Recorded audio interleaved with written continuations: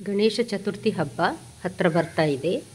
ಗೌರಿ ಹಬ್ಬಕ್ಕೆ ನನ್ನ ಮನೆಯಲ್ಲಿ ಮಾಡುವಂತಹ ಅರಸಿನ ಎಲೆಯ ಸಿಹಿ ಗಟ್ಟಿ ಅಥವಾ ಸಿಹಿ ಕಡುಬು ಇವತ್ತಿನ ರೆಸಿಪಿ. ನಮಸ್ತೆ ಫ್ರೆಂಡ್ಸ್, ಗುಡ್ ಫುಡ್ ಲ್ಯಾಂಡ್ ಚಾನಲಿಗೆ ನಿಮಗೆಲ್ಲರಿಗೂ ಆತ್ಮೀಯ ಸ್ವಾಗತ.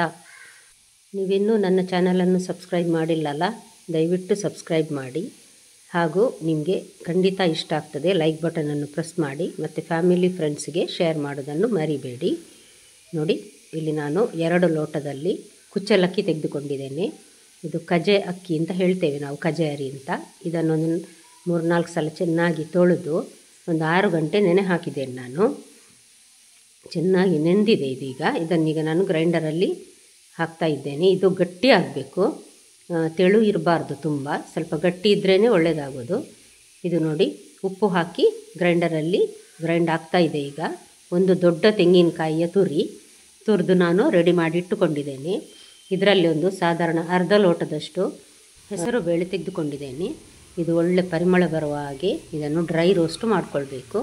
ನೋಡಿ, ಇಲ್ಲಿ ನಾನು ರೋಸ್ಟ್ ಮಾಡ್ತಾ ಇದ್ದೇನೆ. ಸಾಧಾರಣ ಅರ್ಧ ಕೆಜಿಗಿಂತ ಸ್ವಲ್ಪ ಜಾಸ್ತಿ ಬೆಲ್ಲ ತೆಗೆದುಕೊಂಡಿದ್ದೇನೆ. ಈ ಬೆಲ್ಲವನ್ನು ಚೆನ್ನಾಗಿ ತುರಿದು ಅಥವಾ ಗುದ್ದಿ ಪುಡಿ ಮಾಡಿ ರೆಡಿ ಮಾಡಿ ಇಟ್ಕೊಳ್ಬೇಕು. ತೆಂಗಿನಕಾಯಿಯನ್ನು ನಾನು ಒಂದು ಇಡೀ ತುರಿದು ರೆಡಿ ಮಾಡಿ ಇಟ್ಟುಕೊಂಡಿದ್ದೇನೆ. ಅದರ ಜೊತೆ ಈ ಬೆಲ್ಲ ಹಾಕ್ತಾ ಇದ್ದೇನೆ. ನೋಡಿ, ಹೆಸರು ಬೇಳೆಯನ್ನು ನಾನು ಡ್ರೈ ರೋಸ್ಟ್ ಮಾಡಿ ತಣ್ಣಗಾಗಲಿಕ್ಕೆ ಇಟ್ಟಿದ್ದೇನೆ. ಈಗ ತಣ್ಣಗಾಗಿದೆ. ಇದನ್ನು ಮಿಕ್ಸಿ ಜಾರಿಗೆ ಹಾಕ್ತಾ ಇದ್ದೇನೆ. ಇದು ಒಂದು ರವೆಯಷ್ಟು ಆಗುವಷ್ಟು ಮಿಕ್ಸಿಯಲ್ಲಿ ಪುಡಿ ಮಾಡಿದರೆ ಸಾಕು. ತುಂಬ ನುಣ್ಣಗಾಗೋದು ಬೇಡ. ಇದು ಸಣ್ಣಗೆ ರವೆಯಷ್ಟಿದ್ದರೆ ಒಳ್ಳೆಯದಾಗ್ತದೆ, ತಿನ್ನಲಿಕ್ಕೆ ಬಾಯಿಗೆ ಸಿಗ್ತದೆ. ಇದು ನೋಡಿ, ರವೆಯಷ್ಟಿದೆ ನೋಡಿ, ನೋಡುವಾಗ ಗೊತ್ತಾಗ್ತದಲ್ಲ. ಇಲ್ಲಿ ನೋಡಿ, ನಾನು ಅಕ್ಕಿಯನ್ನು ಸಹ ಗ್ರೈಂಡ್ ಮಾಡಿ ತಂದು ಇಟ್ಟಿದ್ದೇನೆ. ನೋಡಿ, ಇದನ್ನು ಬೆಲ್ಲ ಮತ್ತು ತೆಂಗಿನ ತುರಿಯ ಮಿಶ್ರಣಕ್ಕೆ ಹೆಸರು ಬೇಳೆಯ ತರಿಯನ್ನು ಹಾಕಿದ್ದೇನೆ ನಾನು. ಇದು ಏಲಕ್ಕಿ ಪುಡಿ, ಸ್ವಲ್ಪ ಸಕ್ಕರೆ ಹಾಕಿ ಏಲಕ್ಕಿಯನ್ನು ಒಂದು 6-7 ಏಲಕ್ಕಿಯನ್ನು ಪುಡಿ ಮಾಡಿ ಇದಕ್ಕೆ ಹಾಕಿದ್ದೇನೆ. ಇದೆಲ್ಲವನ್ನು ಒಂದು ಸಲ ಚೆನ್ನಾಗಿ ಮಿಕ್ಸ್ ಮಾಡುವ.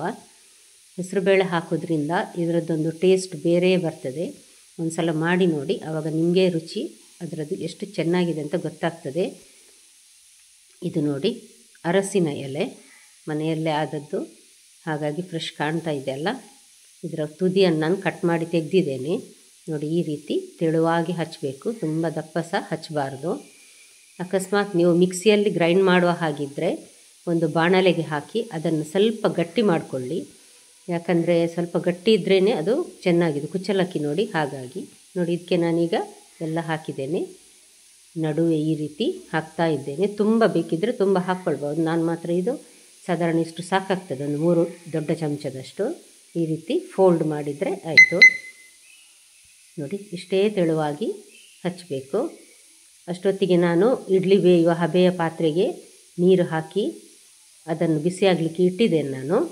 ಬಿಸಿಯಾಗಲಿಕ್ಕೆ ಇಡುವಾಗ ಇದನ್ನು ಒಂದೊಂದೇ ರೆಡಿ ಮಾಡ್ಕೊಳ್ತಾ ಹೋಗ್ತೇನೆ. ಯಾಕಂದರೆ ಒಂದು ಸಲ ಒಂದು ಲೇಯರಲ್ಲಿ ಒಂದು 3-4 ಇಟ್ಟರೆ ಅದು ಸ್ವಲ್ಪ ಬಿಸಿಯಾದ ನಂತರ ಅದರ ಮೇಲೆ ಇನ್ನೊಂದು 3 ಲೇಯರ್ ಗಟ್ಟಿಯನ್ನು ಇಡಲಿಕ್ಕಿದೆ. ಅದಕ್ಕೋಸ್ಕರ ಅಲ್ಲಿ ಬಿಸಿ ಆಗ್ತಾ ಹೋಗುವಾಗ ಇಲ್ಲಿ ನಾವು ಒಂದೊಂದೇ ಮಾಡಿ ರೆಡಿ ಮಾಡ್ಕೊಳ್ಬಹುದು. ನೋಡಿ, ಈ ಸೈಡಲ್ಲೆಲ್ಲ ಒತ್ತಿ ಪ್ರೆಸ್ ಮಾಡಬೇಕು ಸ್ವಲ್ಪ, ಇಲ್ಲಾಂದರೆ ಬೆಲ್ಲದ ಹೂರಣ ಒಳಗಿಂದ ಬೇಯುವಾಗ ಹೊರಗೆ ಬರ್ತದೆ. ಅದಕ್ಕೋಸ್ಕರ ಈಗ ನೋಡಿ, ನಾನು ಮಾಡಿಟ್ಟ 3 ಗಟ್ಟಿಯನ್ನೀಗೆ ಇಡ್ತಾ ಇದ್ದೇನೆ. ಇದೊಂದು ಸಲ ಬಿಸಿ ಆಗಲಿ, ಮುಚ್ಚಳ ಮುಚ್ಚಿ ನಾನು ಬಿಸಿ ಆಗಲಿಕ್ಕೆ ಇಡ್ತೇನೆ. ಅಷ್ಟೊತ್ತಿಗೆ ಇನ್ನು 3 ರೆಡಿ ಮಾಡಿ ಅದರ ಮೇಲೆ ಒಂದೊಂದೇ ಇಟ್ಟುಕೊಂಡು ಬರುವ. ನೋಡಿ, ಇವಾಗ ಬಿಸಿ ಆಯಿತು. ಆಗ ಬೇಯಲಿಕ್ಕೆ ಸಹ ಇದು ಒಳ್ಳೆಯದಾಗ್ತದೆ. ಒಮ್ಮೆಲೆ ಎಲ್ಲ ಇಟ್ಟರೆ ಅಡಿಯಲ್ಲಿದ್ದದ್ದು ಮಾತ್ರ ಬೇಯ್ತಾ ಬರ್ತದೆ, ಮೇಲೆ ಬೇಯುವುದಿಲ್ಲ ಸರಿಯಾಗಿ. ಅದಕ್ಕೆ ನೋಡಿ, ಈ ರೀತಿ ಒಂದು 2ರ ನಡುವೆ 2ರ ನಡುವೆ 1 ಆ ರೀತಿ ಇಟ್ಟುಕೊಂಡು ಬಂದರೆ ಅದು ಹಬೆ ಅದರ ಒಳಗೆಲ್ಲ ಚೆನ್ನಾಗಿ ಹೋಗಿ ಬೇಯ್ತದೆ.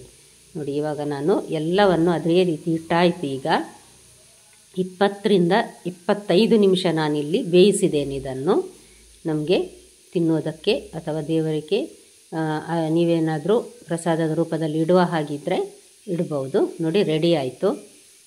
25 ನಿಮಿಷ ಬೇಯಲಿಕ್ಕೆ ಬೇಕಾಗ್ತದೆ ಇದು ಸಾಧಾರಣ.